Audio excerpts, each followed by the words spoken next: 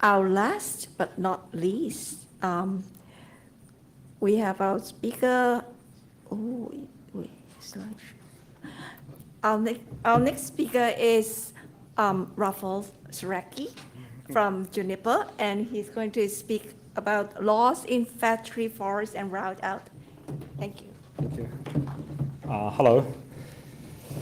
Okay, I'm lost between you and gear or beer, depending what you like, so don't be lost in the forest. What I would talk about the specific problem and solution for the data center fabric, and routing in that. So we go through the very quick overview of the routing, what is the routing today, technology we have, and why the DC fabric is quite specific problem for the routing. And then finally, I give you a quick ride on the Rift, which is just new, I would say new concept or new protocol, new algorithm even for the closed networks and fat tree networks. So we have generally, excuse me, I will try to keep closer to mic. We have generally two kind of routing protocols today. One is the link state, and we use the shortest path first or Dijkstra to find it, to resolve the problem, the graph problem. And the other is path or distance vector protocols.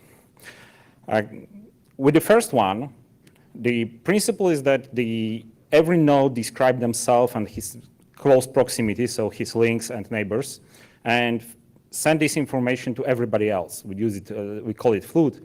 So every node in the network has exactly the same data set and use the Dijkstra algorithm to find the best path to the prefixes, which is one of the node attributes. That algorithm is pretty fast and pretty common used. OSPF use it, ISS use it, the old one with gray hair, remember maybe PNNI, Trill, routed bridges. It's quite fast and when it converges, but has some scaling limitation. The other protocol is a path vector or distance vector, and here, actually, every node sees only what is reachable through his neighbor. And when the destination, so the prefix information traverses the network, it gain or gather the metric. The metric could be a value, it could be an AS path, the elements, the length of the AS path. So the selection and computation of on every node is executed on different data set and is very local. These protocols very well works with when we need the policy routing, when we need the control routing. It scales very well because it naturally allows for aggregation on every hop. However, it's not that fast. And it's built into the protocol, into the algorithm. You can see that the link state distribute the same data set across the network, and then the computation is kind of running in parallel with the shift of the network latency, while the distance vector is like a one-hop transmission, computation, transmission, computation, so it's chained. However, they share one very fundamental attribute. All the existing algorithms are designed to work in any topology. You can run whatever connection, and the ISIS solves the problem, or your BGP properly configured find the path. Data center fabric, or closed network, or fat tree networks, more specifically fat tree networks, are quite specific in his topology. So we not necessarily should use, or if we have a specific problem, we may find a better solution specific to the problem. We not have to use the super glue for everything if we want to tie together, let's say, glass. There are specialized glass glues. So what is the closed? Sometimes we call this closed topology. What is really, it's a fat tree because closed assume the same number of switches on every layer. In data center, usually we have more tors than spines. But the fundamentals are the same. It's a very densely connected network. The principles was developed in the 50s for these TDM switches. And yeah, today we call it a folded tree or folded close because switches are bidirectional and we close the loop on every stage. Anyway, to solve the problem of the graph, to find the routing through this type of topology, which is very densely connected, very hierarchical, very symmetrical and organized, we either use the BGP, which is the common practice, and then we need some band-aids, right? We relax ECMP rules, we have add path for multi-homing, we allow the ECMP over between different ASs. For auto-provisioning, there is a lot of proprietary extensions, either based on LLDP or some specific vendor or even user or operator procedures. There are also cases where we know where the traditional IGP is used. Both of them have some limitations. And my colleague, Tony, did some analysis. What we really would like to have in such well-defined close network where we know exactly the topology. And there is a list of capabilities and how we rate it against the existing implementation over the path vector protocols, or BGP if you like, be more specific, or the link state. But it goes down to fact that, hey, because we exactly know what is the topology and what is the hierarchy, why my protocol, when they try to build the graph and build the adjacency, not ensure that there is no violation? Do I need all information, like in a link state, available on any stage? Maybe it will be nice to dump down the amount of information and states needed at the bottom level, on the top of the rack level, to something really minimal. We don't want to spend money there, right? Even I'm from Juniper, so please. This comes to the automatic disaggregation. If we aggregate the information, what distance vector actually allows, but during the failure, we still want to keep the connectivity without the losses, so we don't want to send the traffic to some black holes. And finally, we don't want because we have very dense network, we have a lot of connections, right? There is a lot of links which may change the states because of the failure. We don't want to chase the whole data center just because of the single link. So some level of localization would be nice to have. And again, we don't have it. So that's the principle of the Rift. We try to address it. On one side, the Rift routing in the FAT tree. That's why it's Rift. It takes the best from the well-known link state and distance vector. So converge as fast as the link state, allows the automatic detection of topology, which is new actually, minimize routes and states on the top of the rack switches like a distance vector, allows for high level of ECMP, converge fast, but reduce the flooding. In a very dense network like a close, the flooding and reflooding is high of expense. There is a lot of redundant information. It's taken out. And finally, Rift allows for the things which are generally not supported by current protocols, like automatic disaggregation on failure, or minimize blast radius in case of failure. Finally, the carrying the opaque value, so key value. We don't know for what reason yet, but the part of the protocol is to allow carry different information. With that, let's look how it works. What is the proposal? Fundamentally, it's a hybrid.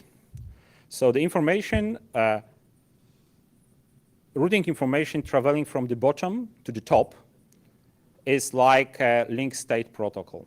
So every node describes themselves, their network, their links, their adjective prefixes, and flood it to the top. On the picture, the spine layer, which is green one, for the bottom to top or south to north, it just flood the update without changing, like in ISIS. However, in opposite direction, the routing information is generated on node, send it to the adjacent node down, which consume it, sync it, and then the new information is created, the new update is created and sent further down. And you can also notice here that in normal situation, in the simplest possible case, we need only default. Finally, there is one extra strange capability. It's a bouncing. So the information sent from the node down is bounced back to the level up. And this one is used for equal connectivity group detection, which I will describe later. And this is a foundation for the automatic disaggregation and flood reduction. So we start from adjacent information. There is an element, call it a link information element. You can think about it as like a hello. And there are three fundamental information about the node. It's a node ID, which is unique. You can, it's 64 bits value, but just think it's as a unique value. And two numbers, the level and the pod ID, pod number. Interestingly, the level 0 means that this is a Tor. And assumption is that this would be a factory default. So when you get the switch, you can connect it as a Tor and it's ready to go. The other, the pod ID, it's also an interesting one because, yes, you should configure it, assuming that you have multiple pods in the data center. However, pod 0 means that it's any pod. And the actual pod used during the further procedure is inherited from first adjacency formed. So this way we can we not have to specify the pod during the installation. We just install the box, and from the first northbound neighbor, the pod ID will be inherited. What it means? It means that if we have the illegal connection, which breaks the fat tree topology or closed topology, if you like, the adjacency will be not formed. If we have the connection from 1A to 1B by miscabling, there will be no adjacency formed because it's different pod. Same if we have connection from the C0 to B0, right? This cabling could be there, but the connection will not happen just because the difference in levels is 2, and it's not allowed. So this way we enforce the topology. And then there is a flooding of the topology information elements. And there is many of them defined. We will focus on 2 of them, the node tie and prefix tie. And there are different procedure, as I said, depending which direction information is flowing. So here, node ID define the topology. Nodes, links, neighbors, but not IP prefixes. And when it travels from south to north, it's just to build a topology database.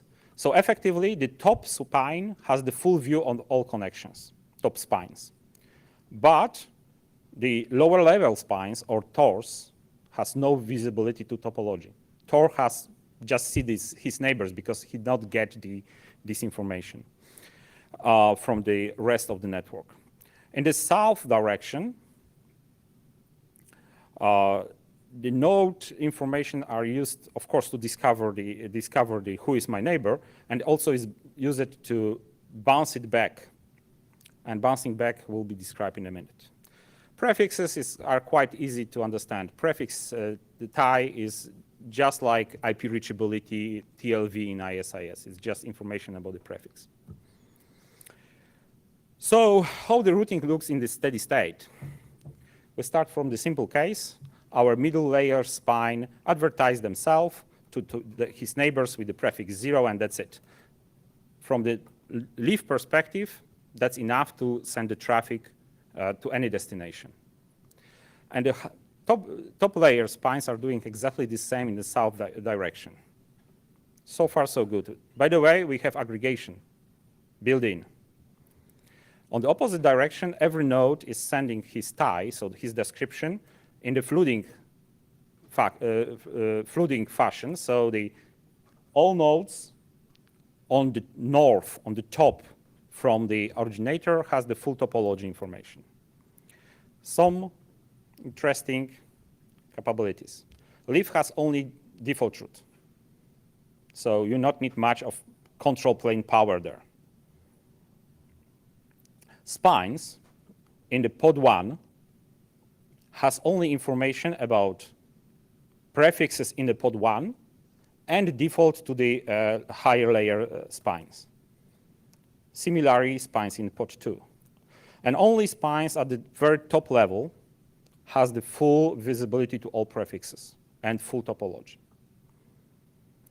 We have localization of the routing information, which helps in the localization of the churn if there is a link failures, and we have aggregation. However, what happens if we have a failure?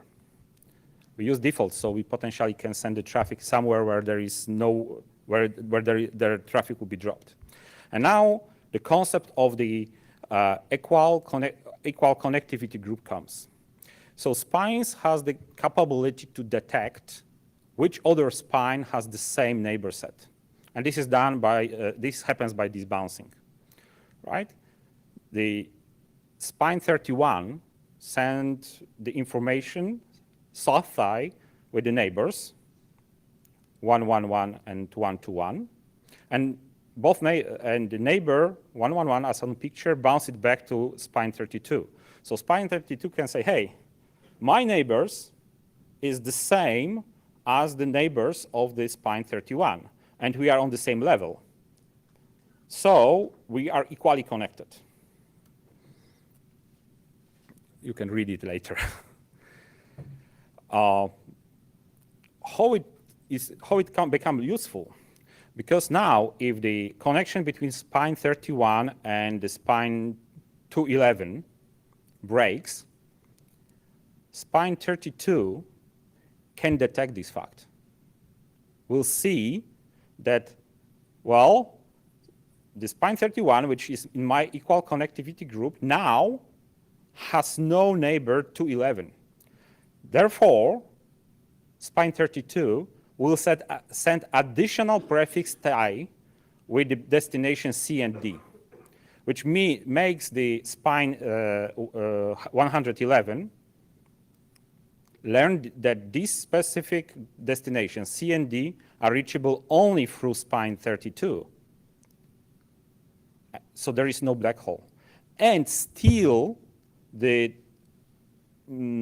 top of the rack switches on the, that's your left side, yeah. On the left side, can live with the default only.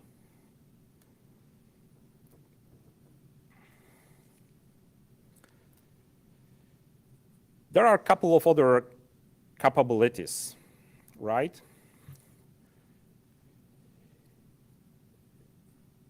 Traffic engineering is possible by inserting prefix seeds or policy-guided, not prefix seed, by inserting policy-guided prefixes. Packet format here is purely model-driven, and it's channel agnostic. Yes, it could be UDP. We can also use TCP. We can use QUIC. The protocol is not tied to any transport. UDP is probably the easiest to implement. Purging is not part here. The experience with the ISIS shows that or OSPF shows that the purging is complete, is very, it's not really useful. Where is the status of that? It's individual contribution to IETF working group. right? So the work was started, it was presented on the last IETF. So the work toward the special routing protocol or procedure for the FAT tree and the fabric starts. From the implementation perspective, the prototype code exists. So we run some proof of concept validation. We collect the performance data. In general, we can say that the Rift converge in the half-time of the ISIS. That's general guidance, and requires half of the resources on the spine node. The interesting is the top of the rack version, because when you look closer, top of the rack never gets fluid. It only receives the south thigh. Effectively, there is no need to run the extra on the TOR. So the implementation of the TOR could be significantly simplified. And of course, there is a call for action, right? You can join the IETF working group. You are welcome to share opinion, mostly with the author of the draft, but I can be a proxy. And finally, the data structures for all the packets are documented in the draft, in its individual draft. I will show you in a minute how to find it. So because the data structure are defined in the Google Protobuffer format in the draft, so you can just take it, compile it, and you have at least the data model for the all communication available. So I promised to show you draft, which is the first slide. So let me move it.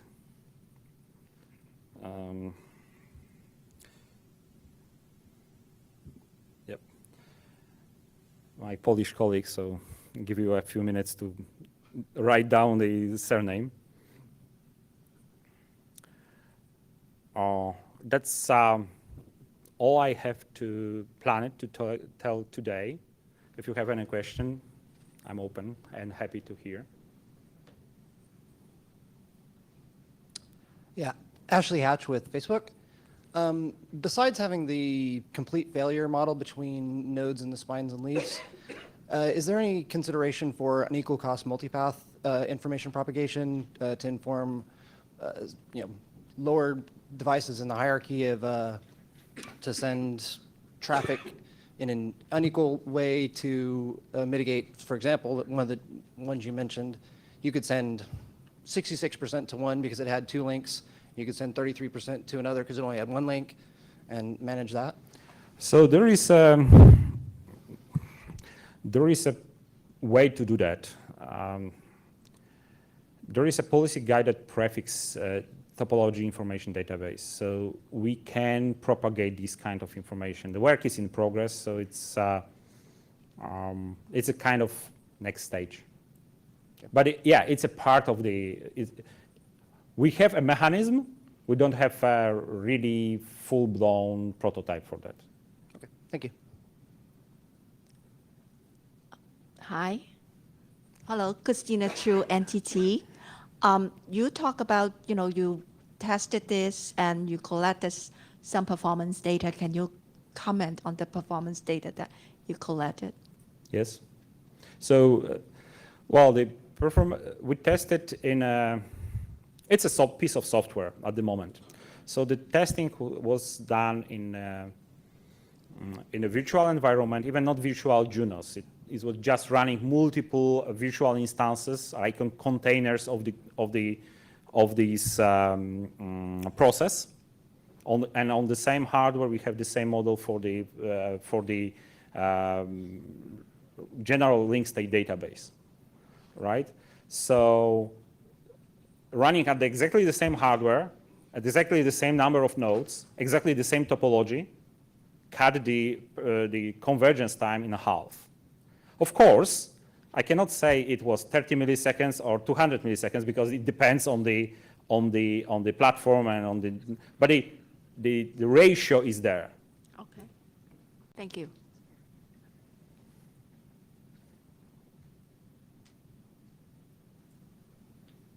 Okay, I think that means that there is a beer time.